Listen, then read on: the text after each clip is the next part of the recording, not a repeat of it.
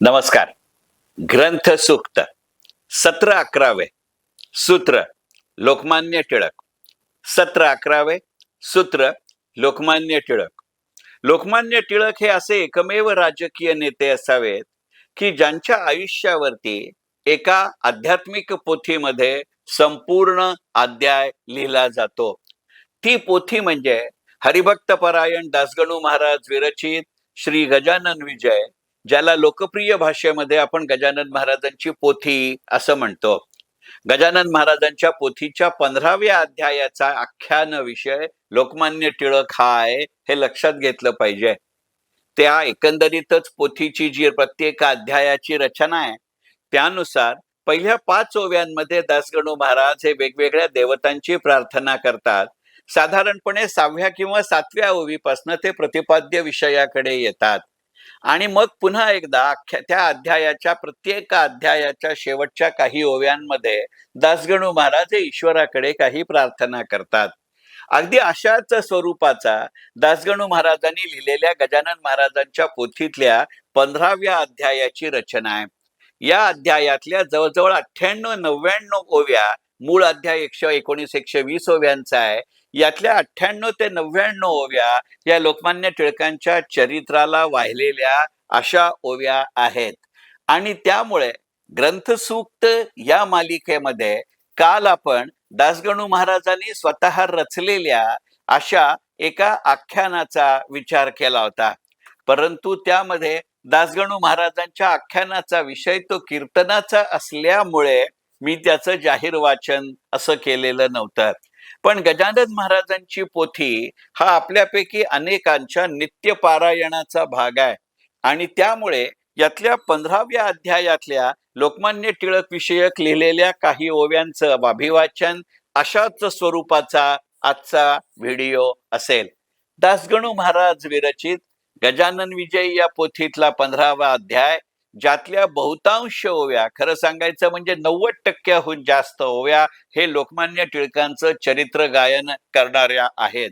एका आध्यात्मिक वृत्तीच्या पुरुषाला हा राजकीय नेता किती वेगवेगळ्या पद्धतीनं भावतो आणि भारतीय अध्यात्माशी त्याची असलेली सांगड याचा विचार आणि साहजिकच टिळकांच्या आयुष्यातलं गजानन महाराजांचं स्थान किंवा त्याबद्दलची भूमिका याचं विवेचन या ओव्यांमध्ये येतं. 15व्या अध्यायामध्ये दासगणू महाराज असं म्हणतात, श्री गणेशाय नमः, हे कश्यात्पज वामना, हे बटुरूपधारी नारायणा, तू बलीच्या घेऊन दाना, कृतार्थ त्याला केलेस, राज्य मृत्यू लोकीचे घेतले त्वा जरीसाचे, तरी दिले पाताळाचे, राज्य बली कारणे, आवळा घेऊन नारळ दिला, आम्ही त्या पुण्यवंत बलीला, आणि त्याच्या भक्तिस्तव झाला, द्वारपाल दारी तुम्ही, या मन्वंतरानंतर बलीचा हे होणार, देवांचा राजराजेश्वर, देवा तुझ्या वराने, एका घटकेत अनंता, चहुवेदांच्या संहिता, पठण केल्या बुद्धिमत्ता, केवढी तुझी अगाध तरी, अवघ्या तुझ्या अवतारी हा 16वा, अवघ्या तुझ्या अवतारी हा 16वा अवतार श्रीहरी, कोणाचाही भूमीवरी वध तुम्ही न केलात,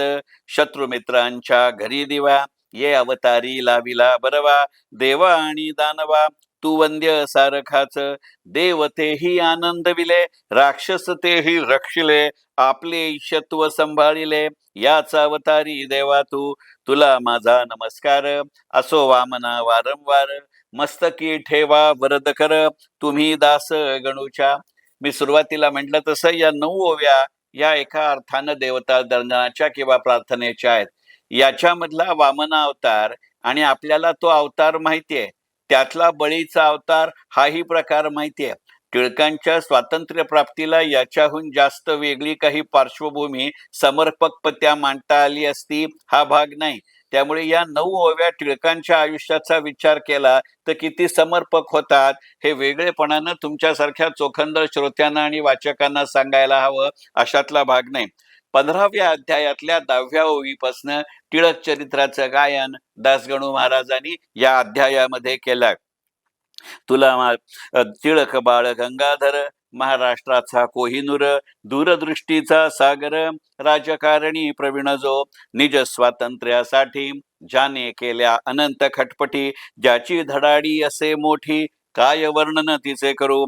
करारी भीष्मा समान, आर्यमहीचे पाहून दैन्य, सतीचे झाला घेता वाण, भिडना सत्यात कोणाची, वाक चातुर्य जयाचे, बृहस्पतीच्या समान साचे, धाबे दणाने इंग्रजांचे, पाहून ज्याच्या लेखाला, कृती करून मिळविली, ज्याने लोकमान्य ही पदवी भली, ती न त्यांना कोणी दिली.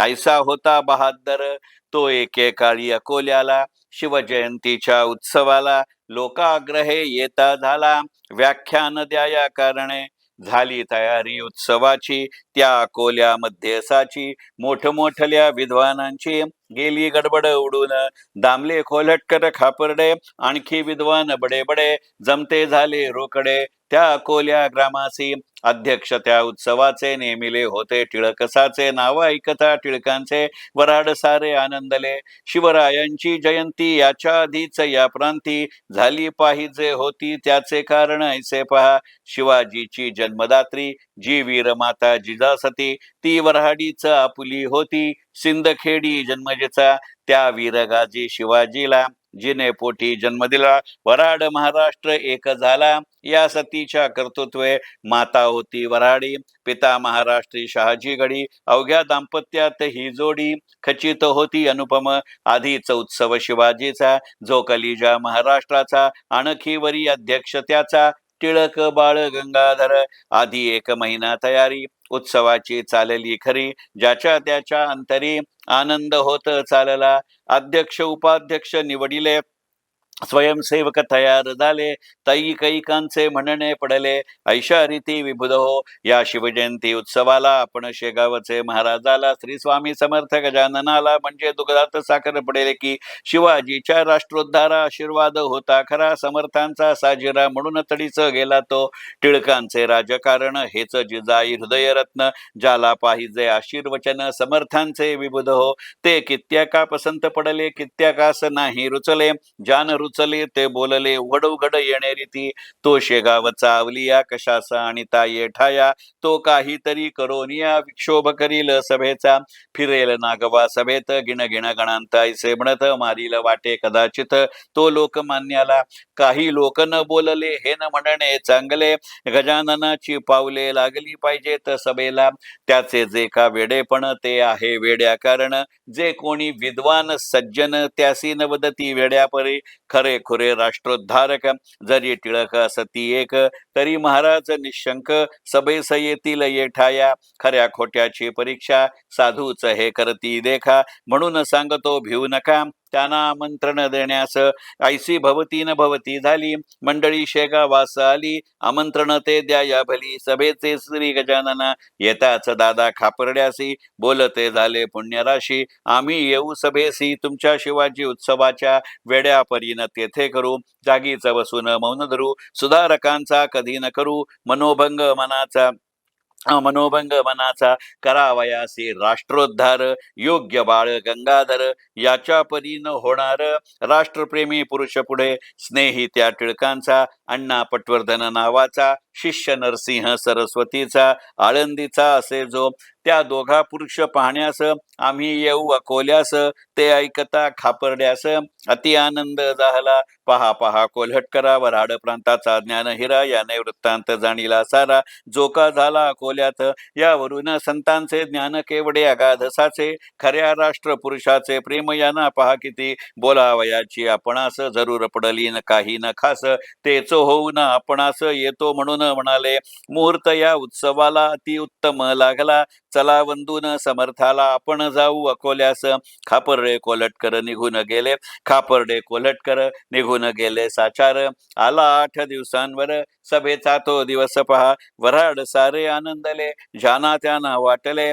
कधी टिळकांची पाऊले आम्ही पाहू अकोल्यात, शके 1883 ती सभा होती वैशाख मासी, वऱ्हाड प्रांती अकोल्यासी, उभारलेल्या मंडपात, सण अक्षय तृतीयेचा, वऱ्हाड प्रांती महत्वाचा, परिसमुदाय जनांचा मिळता झाला प्रचंड. तोच अखेरचा दिन त्या सभेचा होता जाण. लोक आले लांब लांबून लोकमान्यासी पाहावया. शिवाय श्रोते त्या दिवशी महाराज येणार सभेसी. ऐसी खबर लोकांसी आधीच होती विबुध हो. मंडप चिकार भरून गेला जो तो पाहू लागला. म्हणती का हो सभेला अजूनही आले महाराज.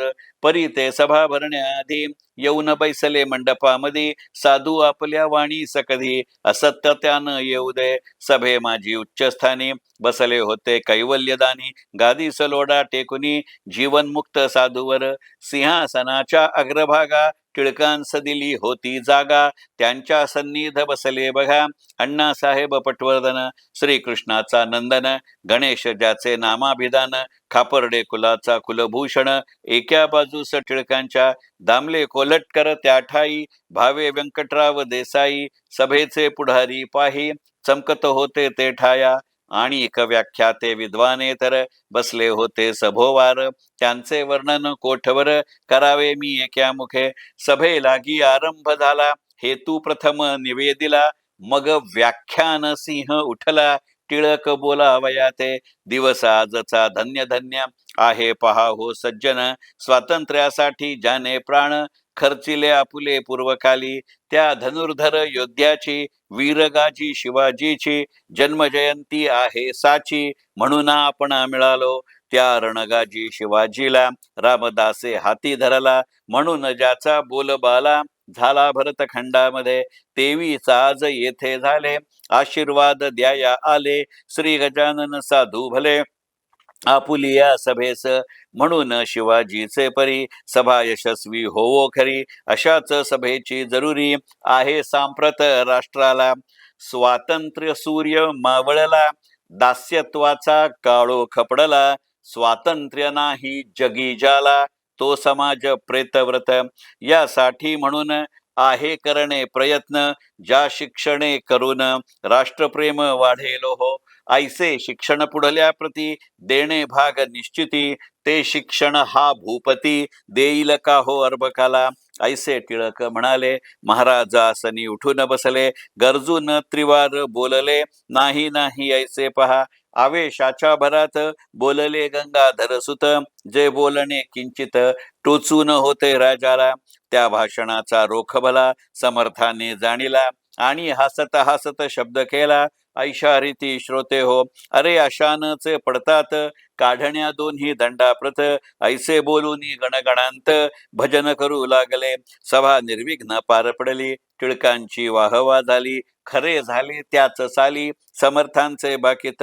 भूपतीने टिळकाला 124 खाली धरला. दोऱ्या पडल्या दंडाला आला प्रसंग शिक्षेचा. राजसत्तेची यापुढे कोणाचेही न चाले घोडे. वकील होते बडे बडे ते झटू लागले टिळकास्तव. प्रेमी मंडळी टिळकांची जी का होती जिव्हाळ्याची. त्यांनी पारमार्थिक उपायांची केली योजना एक अशी.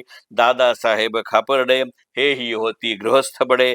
ते उमरावतीहून मुंबईकडे जाऊ लागले खटल्यास्तव. अकोल्याच्या स्टेशनावरी कोल्हटकरा मुधुरोत्तरी बोलते झाले ऐशापरी. ते थोडके सांगतो तुम्ही जावे शेगावासी. समर्था विनंती करायसी सोडवा बाळ टिळकासी. प्रसंग मोठा दुर्धर मीच गेलो असतो तेथे. परी मी जातो मुंबईते तुम्ही जाऊन शेगावाते. विनंती करूया महाराजा. लगेच बसला गाडीत कोल्हटकर टिळक भक्त. येता झाला शेगावात स्वामी गजाननाकडे. तै महाराज मठाते निजासनी निजून होते. 3 दिवस झाले पुरते परीन उठले यत्किंचित. कोल्हटकर ही तोवरी बसला मठा भीतरी. जो का असेल बिगारी तो नाहीसे वागे कदा. कळकळ टिळकांविषयीची कोल्हटकरा पूर्ण साची. कमाल त्याने चिकाटीची केली असे आपुल्या. जाळा वाचून नाही कड माये वाचून नाही रड. ऐसी आहे एक जाड म्हण मराठी भाषेमध्ये. चौथे दिवशी समर्थ उठले कोल्हटकरास बोलते झाले. तुम्ही आलोट प्रयत्न केले परिफळ न येईल त्या. अरे छत्रपती शिवाजीला रामदासांचा वशिला, होता परी तो कैद झाला बादशाही अंमलात. सज्जना सत्रास झाल्या विना, राज्यक्रांती होईना, कौसाचा तो मनियाणा. इतिहास म्हणजे कळेल, ही मी देतो भाकर, ती खाऊ घाला लवकर. टिळकांप्रती अंतर, यात काही करू नका, या भाकरीच्या बळावरी तो करील मोठी कामगिरी. जातो जरी फार दुरी, परीन त्याला इलाज. ऐसे ऐकता उत्तर, साशंक झाले कोलटकर. समर्था करुनी नमस्कार, भाकर करी घेतली ती नेऊन मुंबईला घातली. टिळकास खावयाला वृत्तांत तोही कथन कला, अथपासून इतिवरी ते ऐकून लोकाप्रत. टिळक बोलले हसत हसत, स्वामींचे ते अगाध सत्य ज्ञान आहे खचित पहा. यश तुमच्या प्रयत्नासी येणार नाही निश्चयेसी, आपुली बाजू रक्षण्याची सरकार न्याया पाळील ना. जेव्हा स्वार्थाचा संबंध नसतो तेव्हा न्याय आठवतो, हा जगाचा सिद्धांत तो. होईल खोटा कोठुनी, माझ्या हाते कामगिरी मोठी होणार आहे खरी. ऐसी समर्थांची वैखरी, बोलली हे गुड एक. भूत भविष्य वर्तमान जाणता ती साधूजन, आपण मनुष्य सामान्य, पाहू पुढे काय होते. प्रसाद म्हणून भाकरी ती कुस्करून भक्षिली खरी. दंतन मुखा भीतरी परिप्रसाद टाकवेना, झाली शिक्षा टिळकांस, नेले ब्रह्मदेशी मंडाल्यास. तेथे जन्मला गीता रहस्य, गीतेवरील ग्रंथ त्यांचा, हीच मोठी कामगिरी झाली त्यांच्या हस्ते खरी. मान जगत गुरुपरी मिळता झाला टिळका ते, या गीता शास्त्रावर टीका झाल्या अपार. त्या सांगू तरी कोठवर, मती नाही दासा ते. बुध हो प्रत्येक आचार्यानी, काल मना ते पाहुने. केली गीतेची मांडणी, जगदोद्धार करावया. कोणी लाविली अद्वैतपर, कोणी लाविली द्वैतपर, कोणी लाविली कर्मपर, त्याच एका गीतेला. हीच मोठी कामगिरी त्यांच्या हस्ते झाली खरी. या कामाची न ये सरी, कोणत्याही कृत्येत येणेच बाळ गंगाधर. जगती होतील अजरामर, कीर्ती त्यांची दूरवर. पसरविल ग्रंथ हा, स्वातंत्र्य जरी मिळविले असते, तरी नाहीसी कीर्ती टिकते. पहा करून चित्ताते पूर्णपणे विचार, स्वातंत्र्य हे साचार, येते जाते वरच्यावर, त्यात फारसे नाही सार. तो व्यवहार लौकिकी, गीताशास्त्राचे तसे नाही, ते मोक्षपदा प्रती देई. आणि समाजाची बसवी पाही, विस्कळीत घडी हे.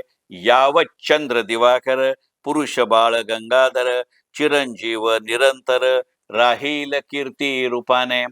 15व्या अध्यायातले या पुढचे श्लोक दुसऱ्या एका आख्यानाविषयीचे आहेत, आणि त्यामुळे लोकमान्य टिळक हे सूत्र धरून करत असलेल्या या सत्रामध्ये या ओव्यांचा समावेश करत नाही. पण या व्हिडिओच्या सुरुवातीला म्हटलं तसं की एका आध्यात्मिक पोथीमध्ये लोकमान्य टिळकांच्या समकालीनांनी आवर्जून एक संपूर्ण अध्याय किंवा त्या अध्यायाचा बहुतांश भाग एका राजकीय नेत्याला अर्पित करावा, असं कर्तृत्व, अशी विद्वत्ता, याची मूर्तमंतता म्हणजे लोकमान्य बाळ गंगाधर टिळक. मनपूर्वक धन्यवाद. ग्रंथ सूक्त.